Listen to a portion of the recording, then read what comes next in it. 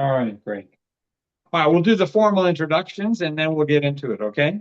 Sounds good. So this is you've been with us before on the podcast. I think it was last year we did a podcast with you on your book. You'll see, right, at that time.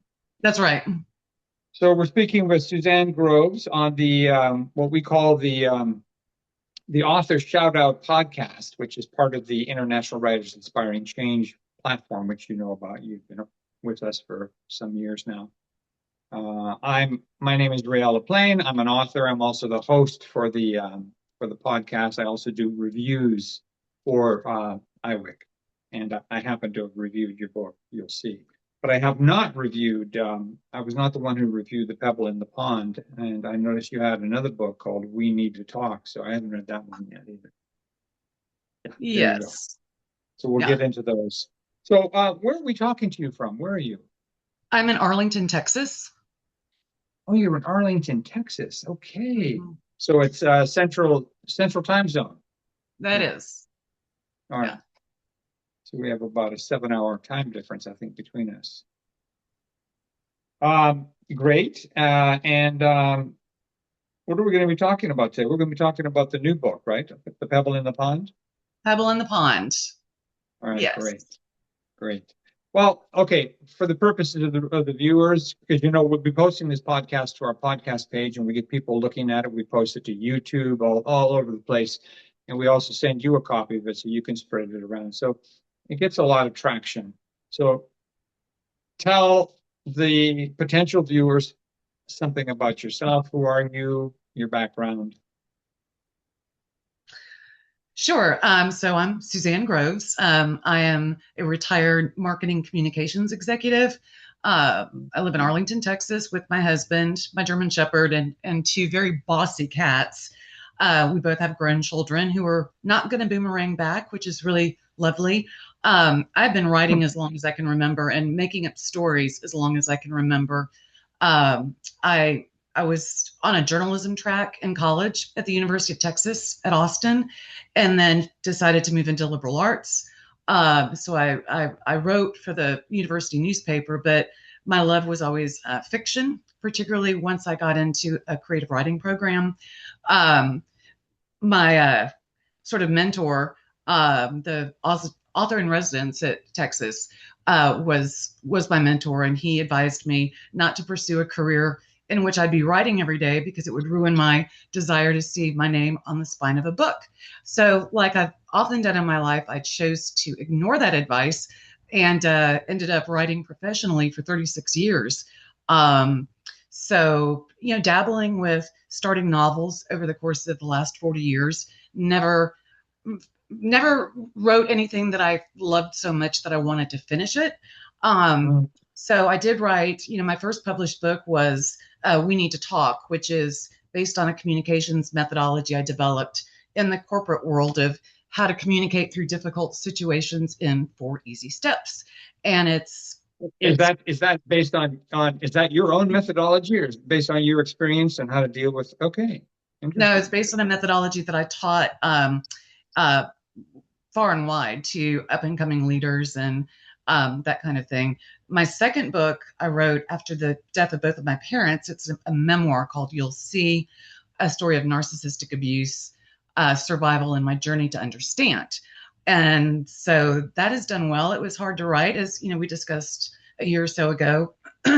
But then I started writing The Pebble in the Pond, and this story just clicked.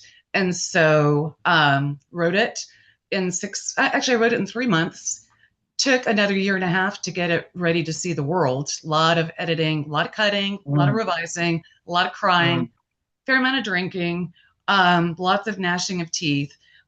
So it is out in the wild, and now I'm working on the prequel, which is set in 1927. Okay, that's interesting. Okay, we'll go back to that in a second. So, what was challenging about this book? Because you said a lot of crying, a lot of drinking. I mean, was it a personal story? Were you No, sort of no, not at all, huh?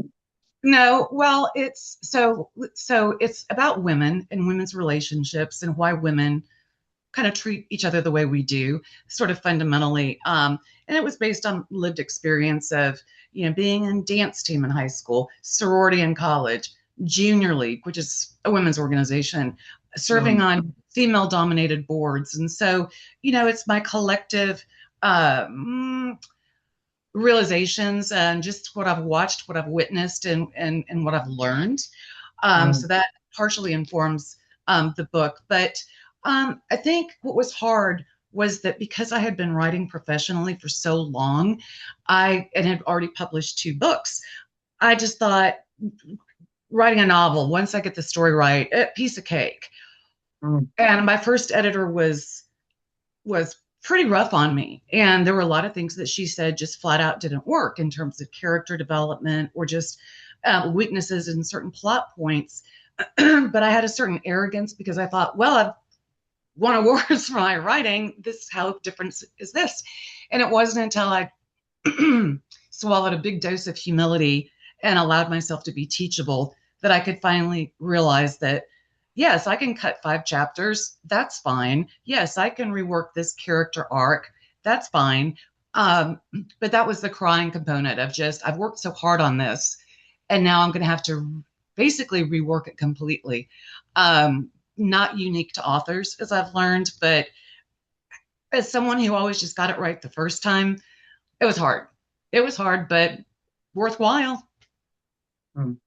I'm not aware of many authors that get it right the first time. So it's there's writing the story, and some say you should edit it as you go. Others say just plow through, put it all down, and then go back and start over again or edit it, whatever. I happen to be in that category. I like to just plow through and get it out of my head. But Yeah. so I understand, yeah, the frustrations and the challenge. But it's what inspired the story because it's so different. I mean, okay, it's like you said, it's thematically based on women and the culture of women in a small town. But where did it come from? Was it just a spark that? This actually started as a short story. I was participating in the NYC Midnight Flash Fiction contest probably 3 years ago. So in that you're put in a group, and on Friday night at approximately 11 o'clock my time, you are given a genre, a location, and a prop. And you have to write exactly a 1,000 word short story, exactly 1,000 words, no more, no less. So my genre was crime caper. The location was a pub, and the prop was hairspray. So I came up with this crazy idea about Louise and Miriam, who are my 2 main characters in The Pebble in the Pond, and they are having a good old fashioned cat fight in the pub after Louise has shellacked her hairspray in her Cadillac before coming in, and they get into a cat fight over a shepherd's pie recipe. And the story did well. It was funny. It cleared the next round. I shared it with 2 author friends of mine, and they said, you really should consider turning this into a book. And so I started writing, and I literally churned out a chapter a day. And at this, no outline. The characters just took me where they wanted to go, and I get to the end of it, and it was the first piece of long fiction that I've ever completed, and that unto itself was so exciting. But then the hard work started. Of So course, of course. So it's an interesting because like there are as we in the school of writing, there are different schools on this. Some plot their whole storyline, and what you did was sort of like you just let it organically. It just happened as you went, right? More or I less never like that. outline. I never Mhm. outline. Writing the prequel is proving to be a little bit more challenging because I've confined it's the prequel to the novel. So there are certain places where I'd like to deviate, but I can't because I need to remain Yeah, true you've to the already framed it original. in. Yeah, it's I've already already framed. framed it Yeah. in. Yeah. But really, as I started writing the story of just um, women hating women, quite frankly, and just just how difficult it is for somebody to be a newcomer in such a tradition bound community. Um, you know, I really thought long and hard about what did I want the story to give to the world. And Mm, one of the things, I mean, sort of the fundamental message of the book is that one person standing in their authenticity, following their own moral compass, having an open heart and an open mind, but not getting drawn off sides by the bad behaviors of others, that can change an entire community. It's the ripple mm, effect, hence the name of the book, The Pebble in the Pond. Um, in the world today, I think so many people feel like we're powerless. We can't make a difference. And maybe on a global scale, no, but within our own community, our own microcosm, we sure can make a difference. right. And so that's the point of this book, along with redemption, forgiveness, and just the importance of authenticity. Yeah, it's good. Yeah, it's a good message actually too, because yeah, I mean, I feel that writers have a duty besides, providing entertaining material and stuff like that, but to have a message that provides people with inspiration, whatever that inspiration is. And yours has that particular theme, which is great. I got to go Well, back though, something you said. Sorry, you were going to say something? I was going to say, uh, there, I have two critique groups of fellow authors that we meet and we help each other. And I think we're all kind of the same belief that, especially now, it's important to infuse some social justice type messaging, just some social themes into our work, even as it's fiction. So I didn't do that intentionally, but my master's degree is in history, and my focus was race, class, and gender in the 19th and early 20th century. And those themes absolutely are kind of an undercurrent in The Pebble in the Pond, and they're absolutely there in the prequel, which the working title is Playing with Fire. Okay. I mean, doesn't the book also reflect you, like your thoughts, your principles, how you see the world too? And you know, It it just, does. yeah, go ahead. And I've realized I have That's been at work. inevitable, isn't that inevitable though? As you're writing a story, I mean, I feel. I'm sorry, I cut you off there, but it feels like if you're writing as an author, you're pulling back on yourself. You're like, it's almost impossible to not project yourself or your views a little bit, or without soapboxing, of course. Of course. And I think that, honestly, and this is hard to admit, but I have been every single female character in The Pebble in the Pond at one time or another in my life. Now, was I ever as a mean girl as Louise? No, but I was in kind of that milieu at different times. Have I ever felt like, kind of the uh, outsider who didn't fit in, coming to a new environment and just feeling like no matter what I do, I'm not going to fit in? Yes, I've been that person. Um, I've been all of the characters. And so, but that's not something that I realized while I was writing it. It's so much a part of my subconscious that I think that it just permeated into my characters. Yeah, yeah, exactly. Yeah, you said something. Going back to these, because this is basically, like you said, it's a story about how women treat women or each other in a small community, and the power play and all this other stuff, the social veneers breaking down or up. um, how much of that is inspired by actual events and your work experience? Because you obviously were working with a lot of women, and there was obviously you must have seen these dynamics in play in the Absolutely. workplace. In the workplace, in social organizations, just in the community in general. Um, Women fundamentally, unless they've gotten to a certain point of maturity and wisdom, women are not nice to each other. We're just not. And it's grounded in a whole lot of things, and some of those I touch on in the novel. But there tends to be, what I've seen with women. There seems to be a scarcity um, fear fear or theory that there's only so much whatever that is. Only so many people can be attractive. Only so many people can be successful. Only so many people can, it's a scarcity mindset that I think makes women just snipe and pick and hurt each other. And I've experienced it. I've been more hurt by women in my life than men, just across the board. Trust betrayed, that kind of thing. And so, I'm not a trained psychologist. I've been in a lot of therapy, but I really reflected a lot on those concepts when I was working on the novel, of just how easy it is for us to, I think I write in the book, I'm not smiling, I'm baring my teeth in a sign of aggression. That's, yeah. And I wore my pearls on purpose because, of course, it's a, clutch my pearls moment.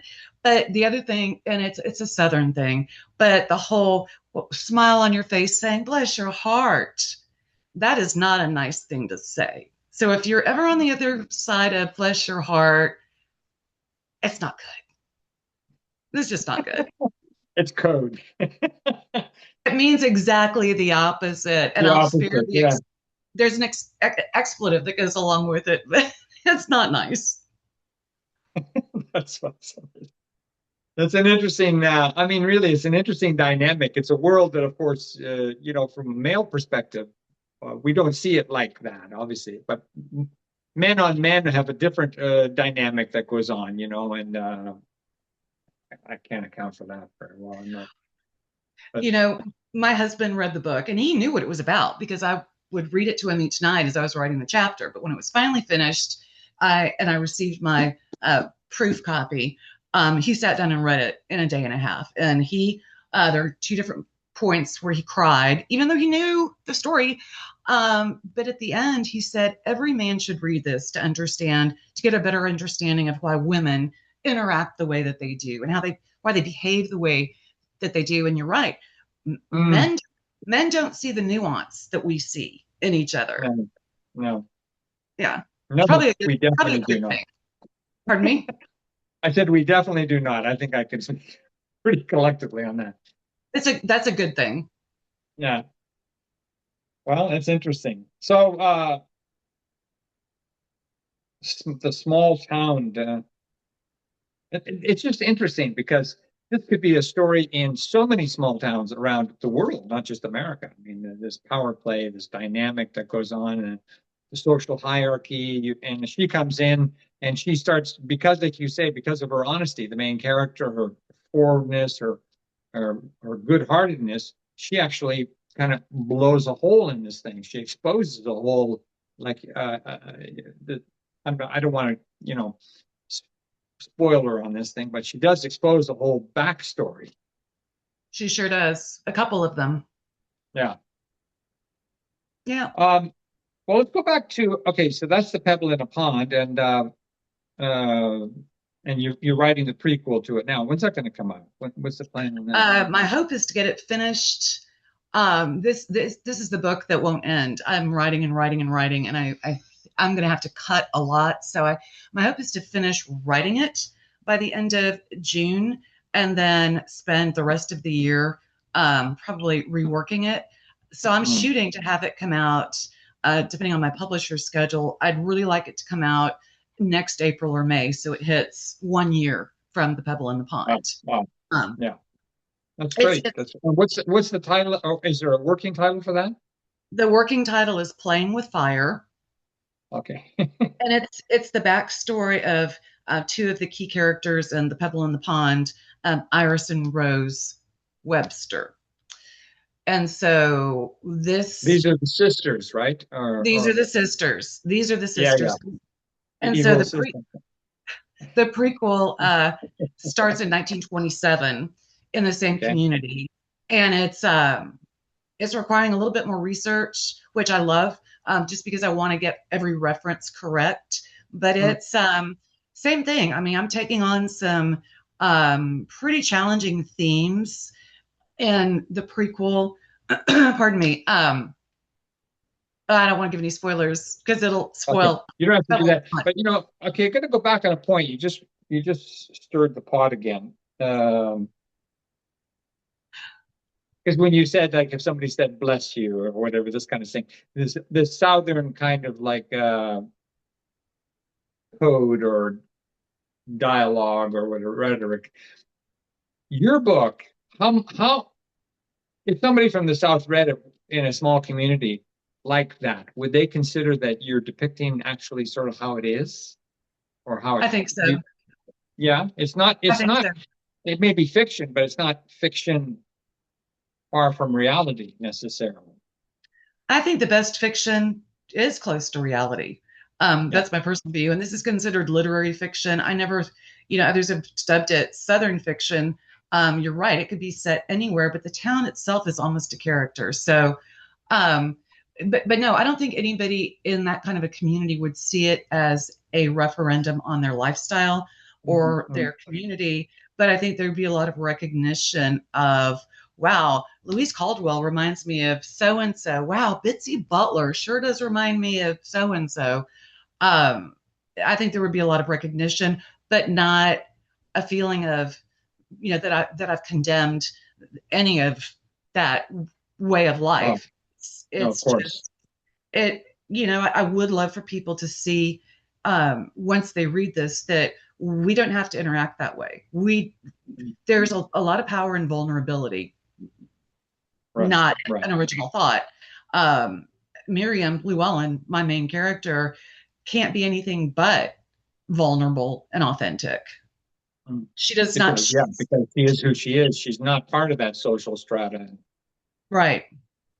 Why do you think it is that this? I'm just, spitballing here on another question. You keep, like I said, you're stirring the pot. So I'm just going to ask this. Hope this doesn't come across insulting or anything, but why do you think people, and I'm not saying this is just relegated to women, but why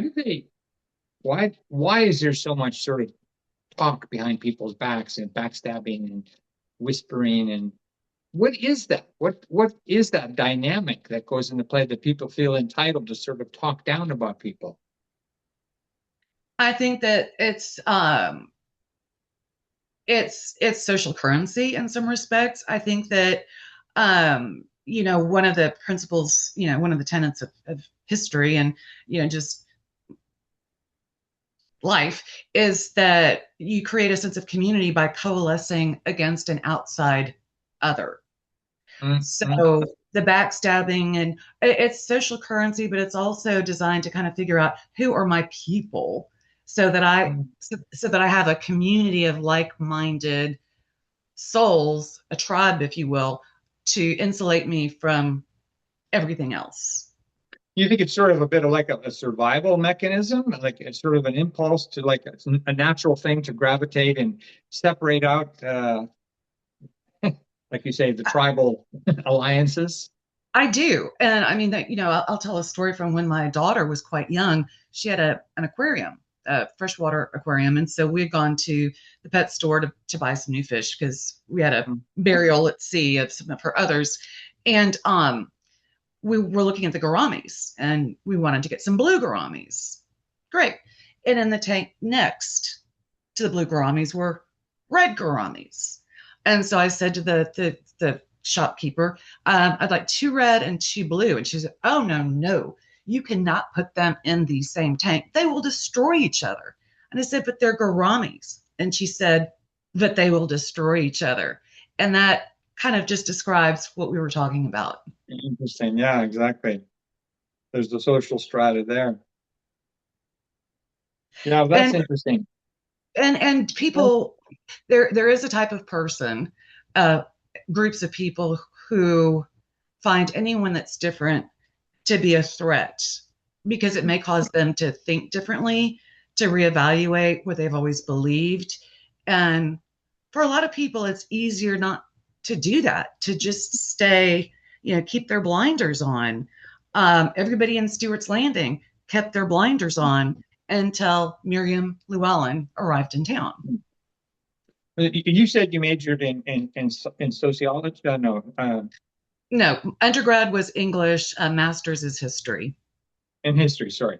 Anyhow, you reminded me just now because in every community, in my experience, just in life, there's always going to be a negative person, a toxic personality, that always did.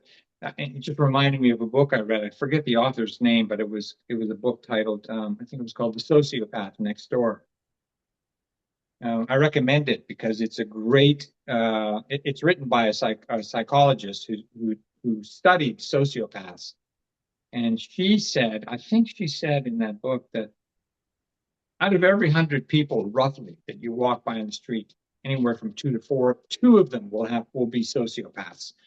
I mean, that doesn't necessarily mean that they're psychopaths, complete all out, but they're going to be that, and they deal in toxicity. They use like backstabbing and all this to minimize and negate people. So you're always going to have an element of that in the community, which is inexplicable. Because and they tend to be among the most charming people you'll ever meet. They're great actors. That's what she said. You will always find sociopaths. The one quality they have, besides the fact that they don't have any remorse for anything they do, and it's always about other people, is that they are consummate actors. They can put on a face that you will never think they were possibly the bad guy stirring all the pot, the soup in the background. Yeah. Yeah. Yeah. They walk among us. Next Door. That's another book if you want to read that. Okay. I'll have to check that one out. Yeah. So, okay, we've already covered this a bit. Just to go back on you a little bit on your biography. So you've had a 35-year career in organizational communication, which has obviously contributed a lot to what you're depicting in the book, interaction with people. You also mentioned in your bio that you're an emu whisperer. Okay, I had to ask the question. Why? Yes. So, sadly, my husband and I were on our honeymoon in Sonoma 10 years ago, as a matter of fact. And we were staying Sonoma, California or Mexico? Sonoma, California. California, yeah. We were staying at a working vineyard in the guest house. And the owners were right next door. They had some miniature donkeys on their property. And then they had this enormous emu named Ishe. And so an emu, you mean the giant ostrich but yeah, that 100%.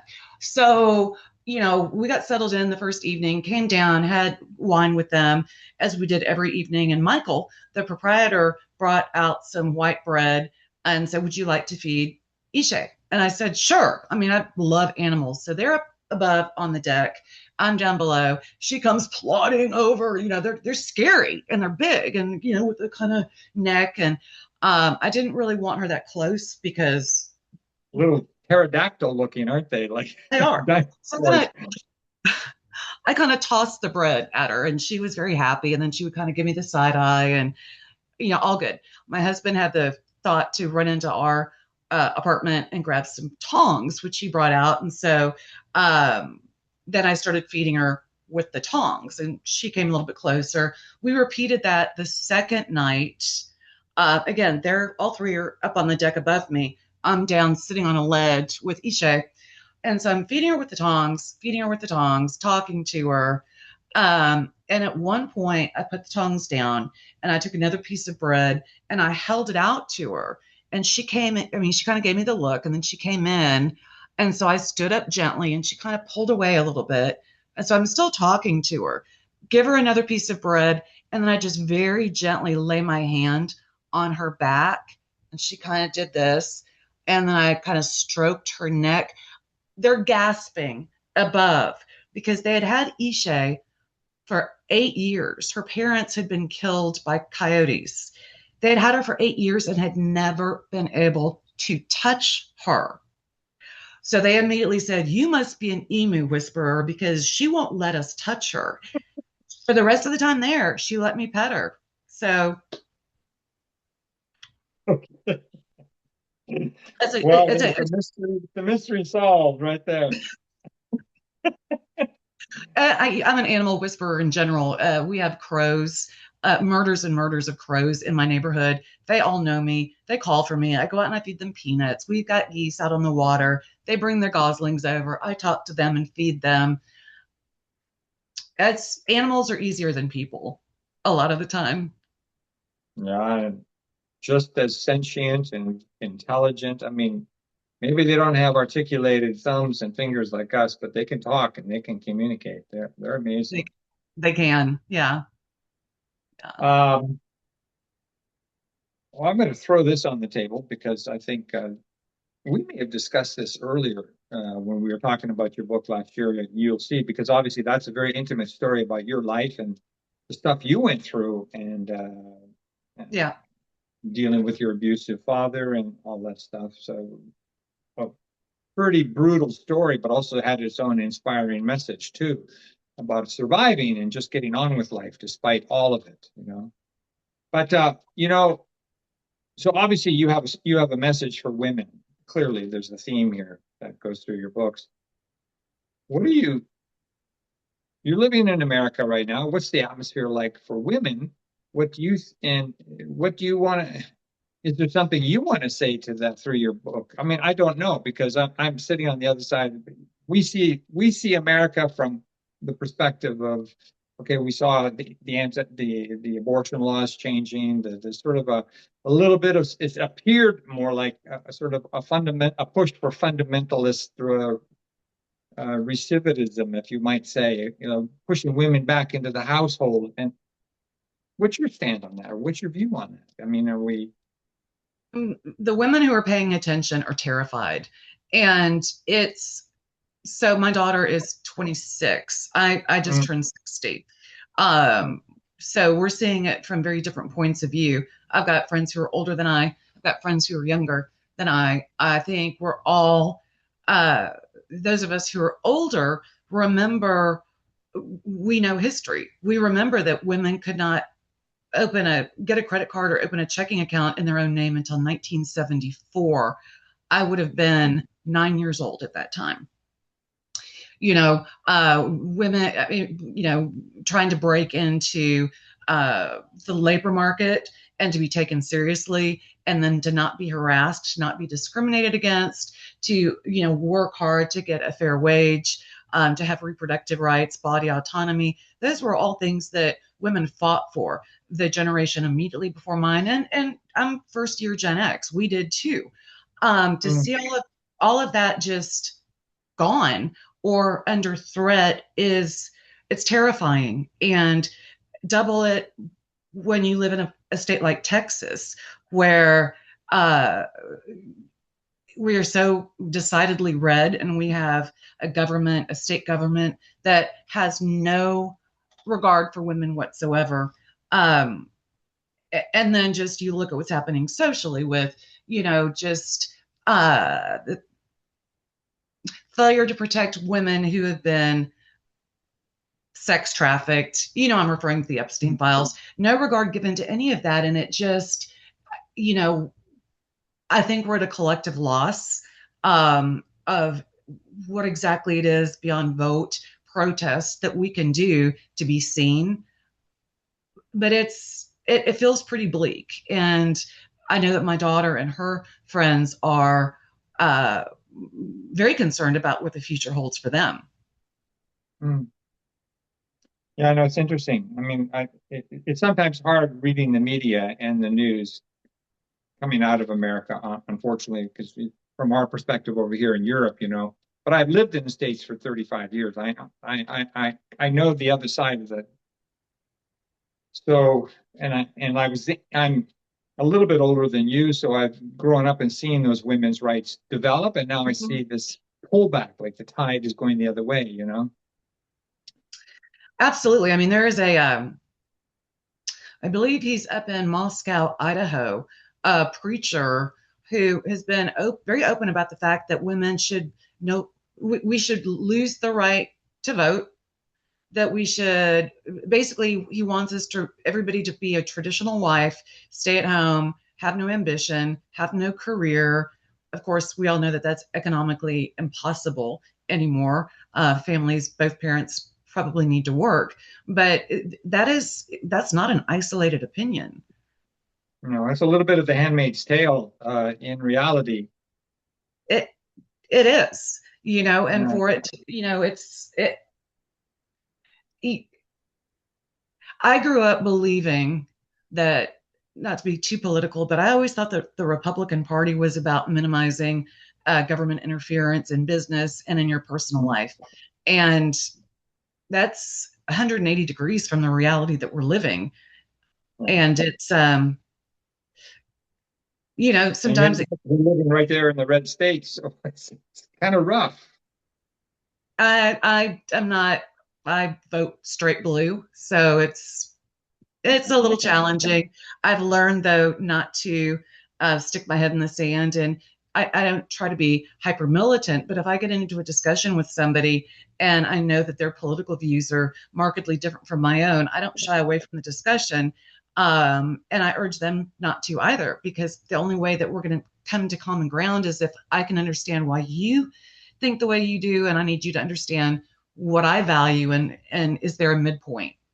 Those are very hard conversations to have. And I was a communications executive, and it's, Yeah, it's tough. I get it. No, but those conversations are happening in a lot of places over here too. The conversations, because you know, the ripples are felt over here in Europe, obviously, as we know, both politically and with all the stuff that's going on. And we have Putin just over our shoulder here, pushing his agenda.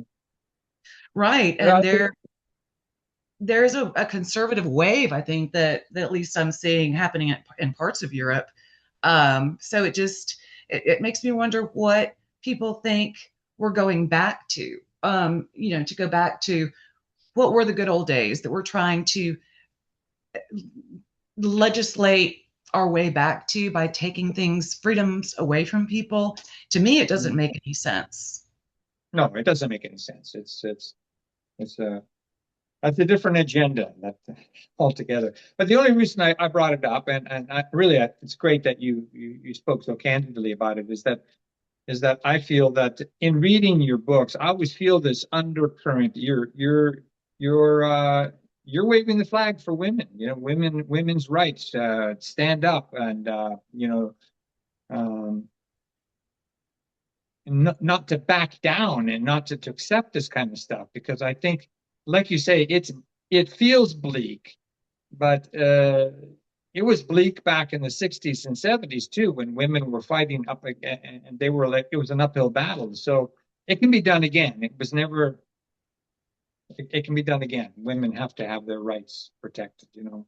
I had I mean, a very I live in a community here in Sweden where those rights are just infallible. Nobody will mess with it. If any government here ever tried to backstep or step on women's rights, I think the women would probably protest more and do more to stop it.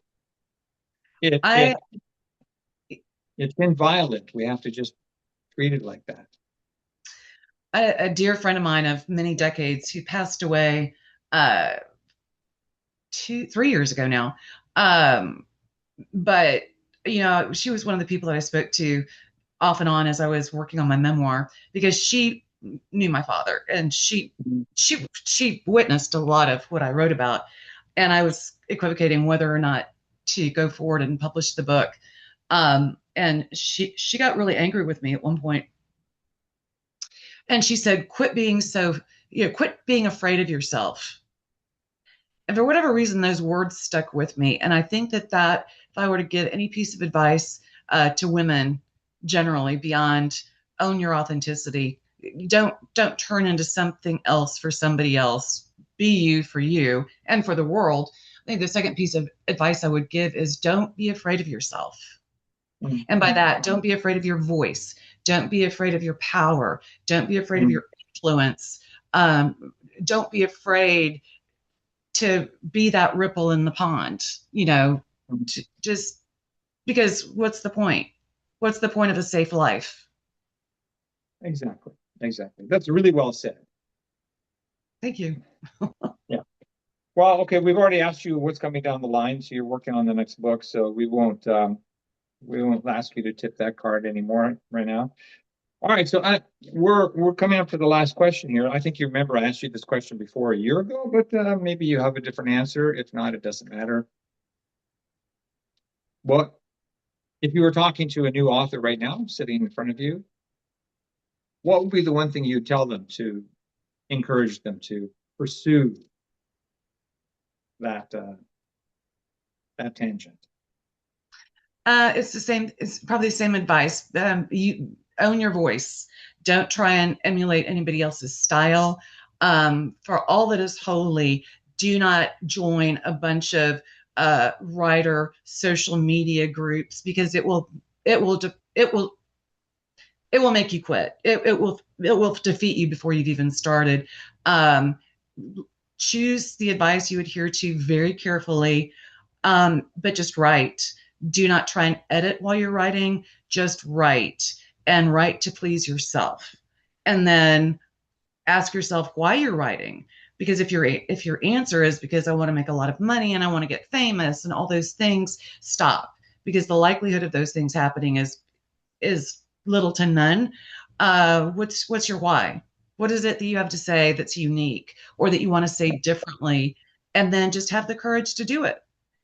Yeah, But again, to just be very circumspect about who you talk to about your writing and the advice that you're seeking, because you'll get a lot of conflicting information and it can become so overwhelming that you just stop.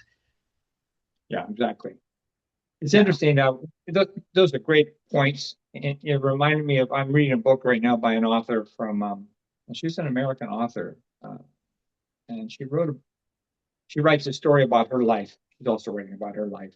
She made a very interesting statement, which totally caught me off today.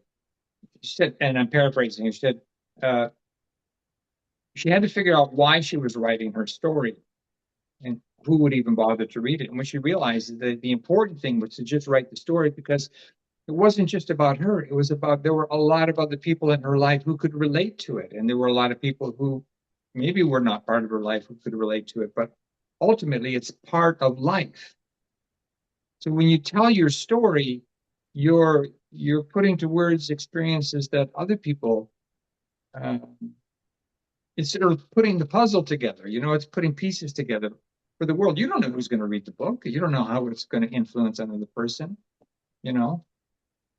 No, and that was the thing that surprised me a lot about my memoir, was just how many complete strangers reached out to me and just poured out their hearts via email of just how they did not they didn't know, they couldn't give words to what they had experienced or were still Yeah. experiencing until they had read the memoir. Um, I've heard from several people who have read The Pebble in the Pond, which did just come out last month, so it's still kind of a baby book. And Right. same thing, people said I couldn't put it down, but it gave me so much to think about. You know, it's a quick read. I mean, but it's got a lot of layers, a lot of nuance, and I've gotten feedback from men and women that said it really just it struck a chord, a very Yeah, special. resonated with them. Yeah. And that's, to me, the royalty checks, such as they are nice, but for me, knowing that my words and my stories have made a memorable impact in other people's lives, that's as good as it gets, you know. That is the pebble in the pond. That's Yeah. ripple effects. You don't know how far those ripples stretch. Mm-hmm. Yeah, that's my Well, hope. I'm sorry. I said that's my hope. Yeah, Yeah. exactly. No, it always happens. I too, as an author, I'm always, for me, hearing back from somebody saying, "God, your book really inspired me. It really made me think." And those words, or that's invaluable. That's just gold. Yep. So can't. So that's why I think it's so important that authors keep doing it because we plant seeds, and that's what iWIC is all about. International Writers Inspiring Change. With the whole, because from their perspective, it's writers inspire change, and they inspire no matter what genre they write in. Ultimately, they do create these waves, like you said, these ripples. Suzanne, it's been great talking to you, obviously. Always enjoy it. Hopefully next year we'll be talking about playing with fire. Hopefully. We can do that for sure. We for sure just let us know when the book is out, and then we'll take that leap and schedule you in for another podcast. You know, That sounds great. yeah, and I always love our conversations. yeah, we I like to pull back the curtain on stuff like this, and you're a good contributor in this. You're not Well, afraid to talk, like you said. thank you. No, never met a stranger. No worries. Yeah, exactly. All right. Well, until we hear from you next time, good luck with the book, and uh, we'll stay in touch. We will post the podcast. The iWIC people will post the podcast, and you can find it on that page, the podcast page. But you'll also get a copy transferred to you, so you'll get an Okay. email soon. Wonderful. All right. Well, have a great time in Texas. It's getting hot, so I'll try. All right. Thank Bye you. now. See ya.